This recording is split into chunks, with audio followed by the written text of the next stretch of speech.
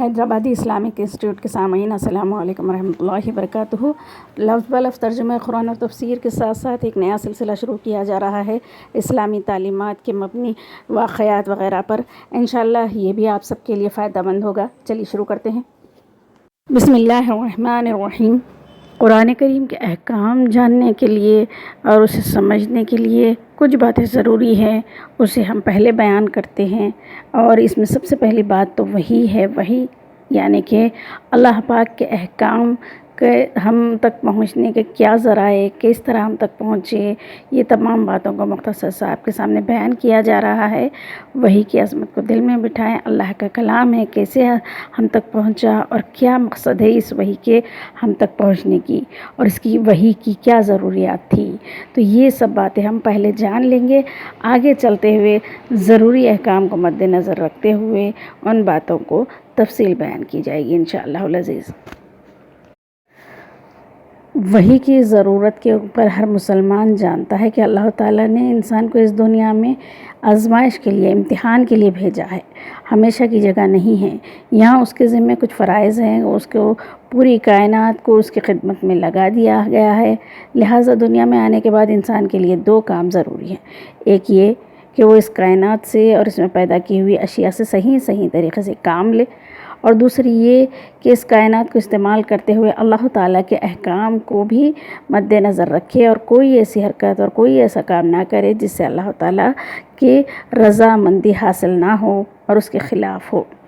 ان دونوں کاموں کے لیے انسان کو علم کی ضرورت ہے، اس لیے کہ جب تک اس کو معلوم نہیں ہوگا کہ کائنات کی حقیقت کیا ہے، کس چیز کے کیا خواص ہے اور کیسے فائدہ اٹھایا جائے اور کیسے نقصان سے بچا جائے، ان سب باتوں کے لیے ان سب باتوں کی معلومات ہونا ضروری ہے۔ چنانچہ اللہ تعالیٰ نے انسان کو پیدا کرنے کے ساتھ ساتھ تین چیزیں ایسا پیدا کی جن کے ذریعے اس سے ان تمام باتوں کا علم حاصل ہو سکتا ہے۔ پہلا ذریعہ تو کان، ناک، آنکھ، زبان یہ ہے، اور دوسری ہوتی ہے اس کی عقل، اور تیسری وحی۔ چنانچہ انسان کو بہت سی باتیں اپنے حواس کے ذریعے معلوم ہوتی ہیں اور بہت سی باتیں عقل کے ذریعے، اور جو ان دونوں ذریعے سے معلوم نہیں ہوتی ہیں وہ ہے علم وحی۔ تو دیکھیے ہم آج وحی کے اوپر بات کرتے ہیں۔ کئی باتیں ایسی ہوتی ہیں جو ان دونوں ذرائعوں سے بھی معلوم نہیں ہوتی ہے، پہلے ذکر کی ہوئی، اور وحی کے ذریعے اللہ تعالیٰ اس کا علم عطا فرمائے ہیں۔ اور اس طریقے کا یہ ہوتا تھا کہ اللہ تعالیٰ اپنے بندوں میں سے کسی کو منتخب کرتے اور انہیں اپنا پیغمبر بنا دیتے اور اس پر اپنا کلام نازل فرماتے، اسی کلام کو وحی کہتے ہیں۔ تو اس طرح یہ وحی انسان کے لیے اعلیٰ ترین ذریعہ علم ہے جو اسے زندگی سے متعلق تمام سوالات کا جواب دیتا ہے، جو عقل اسے نہیں بتا سکتی، نہ اس کے دوسرے کوئی اور ذرائع اسے کام آ سکتے ہیں۔ تو وحی کے ذریعے ہمیں حق اور ناحق کا علم ہوا اور ہمیں کس طرح اللہ رب العزت کی مرضی کے مطابق زندگی گزارنا چاہیے اس کا علم ہوا ہے۔ دیکھیے یہ کہ اللہ تعالیٰ نے بندوں کو پیدا کیا اور اس کو یوں ہی اندھیرے میں نہیں چھوڑ دیا، بلکہ ان کی رہنمائی کے لیے باقاعدہ ایک انتظام فرمایا ہے، اور اس کی رہنمائی کے لیے جو باقاعدگی کا نظام ہے اسی یہ وحی کے ذریعے ہی ہمیں پتہ چلا ہے۔ اور نبی اللہ تعالیٰ نے نبیوں کو مبعوث فرمایا جس دور میں، تو وحی بھیجی، ان کے ذریعے سے تمام انسانوں کو یہ معلومات ہوئے، اور جو ان بات کو قبول کرے انہیں مومن کہا گیا، جو ان باتوں کو رد کیے انہیں کافر کہا گیا۔ تو دیکھیے کہ وحی اور رسالت کا یہ مقدس ایک سلسلہ چلتا رہا۔ آخرکار نبی کریم صلی اللہ علیہ وسلم، حضرت محمد مصطفیٰ صلی اللہ علیہ وسلم پر یہ سلسلہ ختم ہو گیا ہے۔ اب کسی انسان پر نہ وحی نازل ہوگی اور نہ اس کی ضرورت باقی رہی۔ تو حضرت صلی اللہ علیہ وسلم پر مختلف طریقوں سے وحی نازل ہوتی تھی۔ تو اس کے بارے میں ایک حدیث بیان فرما دوں کہ حدیث میں حضرت عائشہ رضی اللہ تعالیٰ عنہ روایت کرتی ہیں کہ ایک مرتبہ حضرت حارث بن ہشام نے حضرت صلی اللہ علیہ وسلم سے پوچھا کہ آپ پر وحی کس طرح آتی ہے؟ تو حضرت صلی اللہ علیہ وسلم فرمائے کہ کبھی تو مجھے گھنٹی کی ایسی آواز سنائی دیتی ہے، اور وحی کی یہ صورت میرے لیے سب سے زیادہ سخت ہوتی ہے۔ پھر جب یہ سلسلہ ختم ہو جاتا ہے تو جو کچھ اس آواز نے کہا ہوتا ہے مجھے یاد ہو چکا ہوتا ہے، اور کبھی فرشتے میرے سامنے ایک مرد کی صورت میں آ جاتے ہیں۔ یہ بخاری کی حدیث تھی۔ تو دیکھیے کہ یہ ایک وحی کا ایک طریقہ تھا، یہ بہت زیادہ سخت ہوتا۔ اس بارے میں حضرت عائشہ کی ایک روایت اور ہے کہ وہ فرماتی ہے کہ سخت جاڑوں کے دن میں بھی وحی اس طرح نازل ہوتی تو آپ پسینہ پسینہ ہو جاتے۔ بعض اوقات ایسی آواز میں وحی آتی کہ آزو بازو بیٹھنے والوں کو بھی ہلکی ہلکی آواز آتی۔ تو اس بارے میں روایت یہ ہے کہ حضرت عمر فرماتے ہیں کہ جب آپ صلی اللہ علیہ وسلم پر وحی نازل ہوتی تھی تو آپ صلی اللہ علیہ وسلم کے چہرہ انور کے قریب شہد کی مکھیوں کی بھنبھناہٹ جیسی آواز سنائی دیتی تھی۔ وحی کی ایک اور طریقہ یہ ہوتا تھا کہ جب جبرائیل علیہ السلام کسی انسان کی شکل میں آتے تھے اور اپنی اصلی صورت میں نہیں دکھائی دیتے تھے، اس طرح آ کر آپ احکام خداوندی سنا جاتے تھے۔ اور ایک طریقہ یہ ہوتا تھا کہ آپ اپنی اصلی شکل میں آتے تھے، اور یہ آپ صلی اللہ علیہ وسلم کی تمام عمر میں صرف 3 مرتبہ ہوا۔ اور ایک صورت یہ تھی کہ وحی آنے کی براہ راست بلا واسطہ اللہ تبارک و تعالیٰ سے ہم کلامی کا شرف، اور یہ شرف حضرت صلی اللہ علیہ وسلم کو بیداری کی حالت میں یعنی ہوشیاری کی حالت میں، نیند کی حالت میں نہیں، تو یہ ایک ہی بار ہوا یعنی معراج کے وقت حاصل ہوا۔ اور کبھی یوں بھی ہوتا کہ وہی اللہ آنے کے لیے جبرائیل علیہ السلام ظاہر نہ ہوتے، نہ اصلی شکل میں، نہ ہی کسی انسان کی شکل میں، ویسے ہی آپ کے دل میں وہ بات القا فرماتے۔ قرآن کریم دراصل کلام الہی ہے، اسی لیے ازل سے ہی لوح محفوظ میں موجود ہے۔ قرآن کریم کا ارشاد ہے بل ہوا قرآن مجید فی لوح محفوظ، یعنی بلکہ یہ قرآن مجید تو وہ ہے جو لوح محفوظ میں موجود ہے۔ پھر لوح محفوظ سے اس کا نزول 2 مرتبہ ہوا ہے۔ ایک مرتبہ پورے کا پورا آسمانی دنیا کی بیت عزت سے نازل کر دیا گیا۔ بیت عزت جسے بیت المعمور بھی کہتے ہیں، کعبۃ اللہ کے محاذات میں آسمان پر فرشتوں کی عبادت گاہ ہے، تو یہاں سے نزول ہوا، لیلۃ القدر میں ہوا۔ پھر دوسری مرتبہ حضرت صلی اللہ علیہ وسلم پر تھوڑا تھوڑا کر کے حسب ضرورت نازل ہوتا رہا، یہاں تک کہ یہ 33 ایئرس میں مکمل ہوا۔ حضرت صلی اللہ علیہ وسلم کی جب عمر مبارک 40 سال کی ہوئی تب یہ وحی نازل ہونا شروع ہوئی۔ تو ابتدائی جو آیتیں اتری ہیں وہ سورہ الق کی ابتدائی آیتیں ہیں۔ اس بات میں بخاری شریف کی ایک حدیث شریف یہ ہے کہ حضرت عائشہ رضی اللہ تعالیٰ عنہ اس کا واقعہ یوں بیان فرماتی ہیں کہ حضرت صلی اللہ علیہ وسلم پر نزول وحی کی ابتدا تو سچے خوابوں سے ہوئی تھی، اس کے بعد آپ کو تنہائی میں عبادت کرنے کا شوق پیدا ہوا، اور اس دوران آپ غار حرا میں کئی راتیں گزارتے اور عبادت میں مشغول رہتے، یہاں تک کہ ایک دن اسی غار میں آپ صلی اللہ علیہ وسلم کے پاس اللہ تعالیٰ کی جانب سے ایک فرشتہ آیا، اور اس نے سب سے پہلی بات یہ کہی کہ اقرأ، یعنی پڑھو۔ حضور صلی اللہ علیہ وسلم فرمائے کہ میں پڑھا ہوا نہیں ہوں۔ اس کے بعد خود حضور صلی اللہ علیہ وسلم نے واقعہ بیان کیا کہ میرے اس جواب پر فرشتے نے مجھے پکڑا اور مجھے اس زور سے بھیجا کہ مجھ پر مشقت کی انتہا ہو گئی، سختی محسوس ہوئی مجھے۔ پھر اس نے مجھے چھوڑ دیا اور دوبارہ کہا کہ اقرأ۔ میں نے وہی جواب دیا کہ میں تو پڑھا ہوا نہیں ہوں۔ فرشتے نے مجھے پھر سے پکڑا اور دوبارہ اسی زور سے بھیج کر مجھ پر مشقت ہو گئی، یعنی انتہائی مشکل ہو گئی۔ پھر اس نے مجھے چھوڑ کر کہا کہ اقرأ۔ جواب میں یہی کہا کہ میں پڑھا ہوا نہیں ہوں۔ اس پر اس نے تیسری مرتبہ مجھے پکڑ کر بھیجا اور چھوڑا، پھر کہا کہ اقرأ بسم ربک الذی خلق خلق الانسان من علق اقرأ وربک الاکرم۔ ترجمہ یوں ہے، پڑھو اپنے اس پروردگار کے نام سے جس نے پیدا کیا، جس نے انسان کو جمے ہوئے خون سے پیدا کیا، اور تمہارا پروردگار سب سے زیادہ کریم ہے۔ آپ صلی اللہ علیہ وسلم پر نازل ہونے والی پہلی آیتیں تھی یہ۔ اس کے بعد 3 سال تک وحی کا سلسلہ بند رہا۔ 1 سال کے بعد وہی فرشتہ غار حرا میں جو آیا تھا آپ کو آسمان اور زمین کے درمیان دکھائی دیا، اور اس نے سورہ مدثر کی آیات آپ کو سنائی۔ اس کے بعد وحی کا سلسلہ جاری ہو گیا۔ یہاں میں آپ کو ایک بات بتاتی چلوں کہ آپ جب بھی قرآن پڑھتے ہیں دیکھتے ہیں کہ مکی آیتیں ہیں، مدنی آیتیں ہیں، تو اس کا مطلب یہ ہے کہ جو آیتیں نبی کریم صلی اللہ علیہ وسلم کو ہجرت سے پہلے نازل ہوئی اسے ہم مکی آیت کہتے ہیں، اور جو ہجرت کے بعد نازل ہوئی اسے مدنی آیت کہتے ہیں، مدنی صورتیں، آیتیں۔ اب دیکھیے کہ وہی ایک ساتھ کیوں نازل نہیں ہوئی، تھوڑا تھوڑا کیوں نازل ہوا، اس طرح کے سوالات مشرکین مکہ کرتے تھے، تو اس طرح کے سوالات کسی کے دماغ میں آ سکتے، تو اس کے بارے میں یہ جان لینا ضروری ہے کہ آن صلی اللہ علیہ وسلم امی تھے، یعنی کہ پڑھے لکھے نہیں تھے، کسی استاد کے سامنے بیٹھ کر کوئی تعلیم حاصل کرے ہوئے نہیں تھے، تو لکھتے پڑھتے نہ ہونے کے لیے وجہ سے اگر سارا قرآن ایک مرتبہ ہی نازل ہوتا تو اسے یاد رکھنا اور اس کو یاد رکھنا مشکل ہو جاتا ہے۔ اس کے برخلاف حضرت موسیٰ علیہ السلام لکھنا پڑھنا جانتے تھے، جیسا کہ تو ان پر تورات ایک ہی مرتبہ پہ نازل ہوئی، یہ وجہ ہو سکتی، اور یہ کہ دوسری پورا قرآن ایک دفعہ نازل ہو جاتا تو تمام احکام کی پابندی فوراً لازم ہو جاتی۔ تو دیکھیے کہ یہ بھی اللہ تعالیٰ کی حکمت ہے کہ رفتہ رفتہ ذہن نشینی کی گئی اور واقعات حالات کے ظہور کے ساتھ احکام کی لازمی کیا گیا، تو اس کو جاننا، سیکھنا، سمجھنا آسان ہوا۔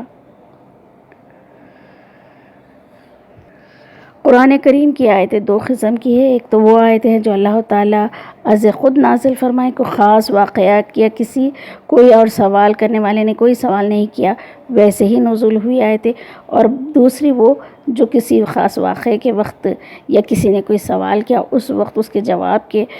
طور پر آیتیں نازل ہوئی، تو یہ دو طرح سے ہمیں آیتیں ملتی ہیں۔ اور جو کسی واقعے کی وجہ سے، کسی سوال کی وجہ سے جو آیتیں نازل ہوئی ہیں، اسے ہم ان باتوں کو، ان واقعات کو سبب نزول، شان نزول کہتے ہیں۔ آن صلی اللہ علیہ وسلم پر جب قرآن کریم نازل ہوتا تو آپ صلی اللہ علیہ وسلم صحابہ کو قرآن کے معنی کی بھی تعلیم دے دیتے اور انہیں الفاظ بھی یاد کروا دیتے، اور خود صحابہ اکرام کو قرآن کریم سیکھنے اور اسے یاد رکھنے کا اتنا شوق تھا کہ ہر شخص اس معاملے میں ایک سے دوسرا آگے بڑھنے کی فکر میں لگا رہتا۔ بعض عورتوں نے اپنے شوہروں سے سوائے اس کے کہ کوئی مہر طلب نہیں کیا کہ انہیں قرآن کریم کی تعلیم دی جائے، اس طرح نکاح کیا۔ چنانچہ تھوڑی ہی مدت میں صحابہ اکرام کی ایک ایسی بڑی جماعت تیار ہو گئی جسے قرآن کریم حفظ ہو گیا تھا۔ اس جماعت میں خلفائے راشدین کے علاوہ حضرت طلحہ، حضرت سعد اور حضرت ابن مسعود وغیرہ یہ تمام حضرات شامل تھے، اور یہ جو ہے سو اس قرآن پاک کی خدمت میں رسول صلی اللہ علیہ وسلم کے جیسے جیسے وحی آتی یاد کر لیتے اور جسے لکھنا آتا وہ لکھ کر رکھتے۔ حضرت صلی اللہ علیہ وسلم کا معمول یہ تھا کہ جب بھی کوئی وحی نازل ہوتی تو اسے یاد کروانے کے ساتھ ساتھ یہ بھی بتا دیتے کہ اس حصے کو قرآن شریف میں کہاں رکھا جائے۔ جو کچھ نبی کریم صلی اللہ علیہ وسلم لکھوائے تھے وہ ایک کتاب کی شکل میں نہیں تھا بلکہ متفرق پارچوں کی شکل میں تھے۔ بعض صحابہ کے پاس کچھ، بعض صحابہ کے پاس کچھ، کہیں چمڑے پر لکھا ہوا ہے تو کہیں کھجور کی شاخوں پر، کہیں بانس کے ٹکڑوں پر لکھا ہوا ہے تو کہیں جانوروں کی ہڈیوں پر لکھا ہوا ہے، تو وہاں کاغذ کا استعمال بہت کم تھا، کہیں کہیں کاغذ پر بھی لکھا گیا، تو اس طرح لکھت میں بھی موجود تھا۔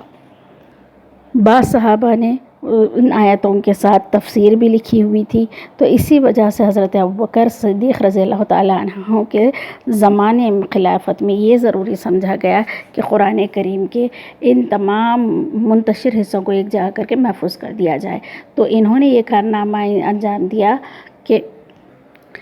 جنگ یمامہ کے فوراً بعد حضرت ابوبکر نے ایک روز حضرت زید بن ثابت سے کہا کہ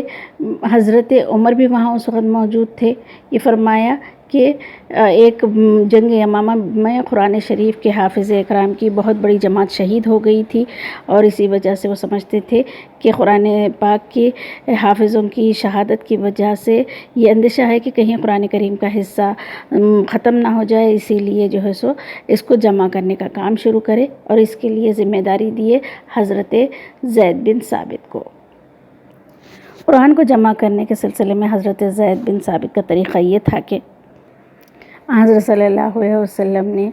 قرآن کریم کی جو آیت اپنی نگرانی میں لکھوائی تھی اور مختلف صحابہ کے پاس محفوظ تھی، زید بن ثابت نے انہیں ایک جگہ کیے تاکہ نیا نسخہ ان سے ہی نقل کیا جائے۔ چنانچہ یہ اعلان عام کر دیا گیا کہ جس شخص کے پاس قرآن کریم کی جتنی آیتیں لکھی ہوئی موجود ہوں وہ حضرت زید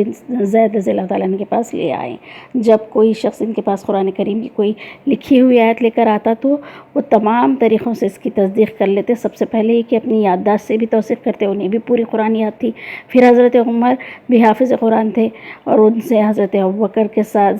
پاس بھی لے جاتے، اور جو اس طریقے سے، اور یہ کہ کوئی لکھی ہوئی آیت اس وقت تک قبول نہیں کی جاتی جب تک کہ کوئی قابل اعتبار گواہ موجود نہ ہو کہ اس کی گواہی دے دے کہ یہ حضرت صلی اللہ علیہ وسلم کے سامنے لکھی گئی ہے۔ حالانکہ یہ تمام حضرات حافظ اکرام تھے لیکن احتیاط کی گئی۔ اس کے بعد لکھی ہوئی آیتوں کا مجموعہ کو ساتھ لے کر مختلف صحابہ نے جو تیار کیا تھا لے کر حضرت ابوبکر کے پاس جاتے، اور سب بڑے بڑے صحابہ اکرام اس کو جو سو چیک کرتے، یہ صحیح طریقے سے پورے لکھنے والوں نے جو بھی لکھا ہے رسول اللہ کے سامنے لکھے تھے، اور اس کو لے کر جمع کیا گیا ایک جگہ۔ بہرکیف حضرت زید بن ثابت نے اس زبردست احتیاط کے ساتھ قرآن کو جمع کر کے انہیں کاغذ کے صحیفوں میں مرتب شکل میں تحریر فرما دیے۔ حضرت ابوبکر صدیق جو یہ کام کروائے تھے، یہ صحیفے آپ کی زندگی میں آپ کے پاس رہے، پھر حضرت عمر کے دور میں حضرت عمر کے پاس رہے، پھر جب حضرت عمر کی شہادت ہو گئی تو یہ تمام صحیفے ام المومنین حضرت حفصہ کے پاس آئے جو حضرت عمر کی بیٹی ہیں، تو ان کے پاس آئے، اور ان کی وفات کے بعد مروان بن حکم انہوں نے اس خیال سے اس کو نظر آتش کیا کہ اس وقت حضرت عثمان کے تیار کیے ہوئے صحیفے تیار ہو چکے تھے، اور اس بات پر امت کا اجماع بھی ہو گیا تھا، اور رسم الخط اور صورتوں کی ترتیب کے لحاظ سے ان مصاحف کی پیروی لازم آ گئی تھی۔ اس کے بعد مروان بن حکم کے زمانے میں انہوں نے یہ سوچا کہ اب کوئی ایسا نسخہ باقی نہ رہنا چاہیے جو اس رسم الخط اور ترتیب کے خلاف ہو جو منتخب ہو چکا ہے۔ چنانچہ انہوں نے ان سب کو نظر آتش کیا، اور جو لکھا دیے گئے تھے ایک جگہ کر کے وہ تمام ممالک جہاں بھی اسلام پھیل چکا تھا وہاں پہنچا دیے گئے، اور یہ معاملہ حضرت عثمان غنی رضی اللہ تعالیٰ عنہ کے دور میں ہوا۔ حضرت ابوبکر کے زمانے میں جو نسخہ تیار ہوا تھا اس میں صورتیں مرتب نہیں تھی، ہر صورت الگ الگ لکھی ہوئی تھی۔ ان حضرات نے تمام صورتوں کو ترتیب کے ساتھ ایک ساتھ لکھا۔ قرآن کریم کی آیت اس طرح لکھی کہ ان کے رسم الخط میں تمام متواتر خیراتیں بھی سما جائیں، اس لیے ان پر نقطے بھی لگائے گئے جو پہلے نہیں تھے، یعنی کہ لکھنے کے پڑھنے والے جو ہے سو الگ الگ ممالک میں الگ الگ زبانیں جاننے والے جہاں بھی مسلمان ہو رہے تھے ان کو سہولت کا خیال کرتے ہوئے اس پر نقطے اور پھر اس میں زبر زیر پیش تاکہ پڑھنے کا طریقہ غلط نہ ہو، اس طرح لکھ کر جو حضرت عثمان غنی کے دور میں تیار ہوئی۔ حضرت عثمان غنی رضی اللہ تعالیٰ عنہ نے کئی نسخے تیار کیے، یہ اس طرح کے کاپیز کروا لیے، پھر حضرت عثمان غنی رضی اللہ تعالیٰ عنہ نے تمام انفرادی نسخے الگ الگ جو تھے اس کو نظر آتش کر دیے جو مختلف صحابہ کے پاس موجود تھے تاکہ رسم الخط میں کوئی مسئلے نہ ہو جائیں، اور تمام خیراتوں کا اجماع ہو گیا، اور صورتوں کی ترتیب کے اعتبار سے تمام مصاحف ایک جیسی ہو گئی اور ان میں کوئی اختلاف باقی نہ رہا۔ حضرت عثمان رضی اللہ تعالیٰ عنہ کے اس کارنامے کو پوری امت نے بنظر استحسان دیکھا، یہ ان کا احسان تھا تمام امت پر۔ تمام صحابہ نے اس کام میں ان کی تائید کی، حمایت کی۔ تلاوت میں آسانی پیدا کرنے کے لیے زیر زبر پیش اور نقطوں کو بھی ڈالا گیا، کیونکہ دیکھیے یہ عرب لوگوں کی زبان تھی، وہ لوگ ویسے ہی اس کو پڑھ سکتے تھے جیسے ہم اردو پڑھتے ہیں بغیر زیر زبر کے، تو قرآن پڑھنا ان کے لیے آسان تھا لیکن دوسرے لوگوں کے لیے مشکل، تو اسی لیے اس پر زبر زیر پیش جہاں جیسے پڑھنا ہے ویسا لگایا گیا، نقطے لگوائے گئے تاکہ جو ہے سو غلطی نہ رہے۔ قرآن کریم کی وحی کے اور اس کے جمع ہونے کے سلسلے میں کچھ باتیں ہم آپ کے گوش گزار کر چکے ہیں، انشاءاللہ آگے ہم قرآن کریم کے احکام کے بارے میں تلاوت کریں گے، احکام والی آیتوں کو اللہ رب العزت نے جو ہمیں حکم عطا فرمایا ہے، جس کام سے منع کیا ہے ان آیتوں کو اجرا کرنے کی کوشش کی جائے گی انشاءاللہ۔ اللہ تعالی ہم سب کی مدد فرمائے، ہدایت کا راستہ عطا فرمائے اور ہمارے کام میں برکتیں فرمائے اور مدد فرمائے، آسانی فرمائے، ہم سب کو اس کام کے لیے اللہ قبول کرے۔ ہوا مولانا فنعم المولا ونعم النصیر۔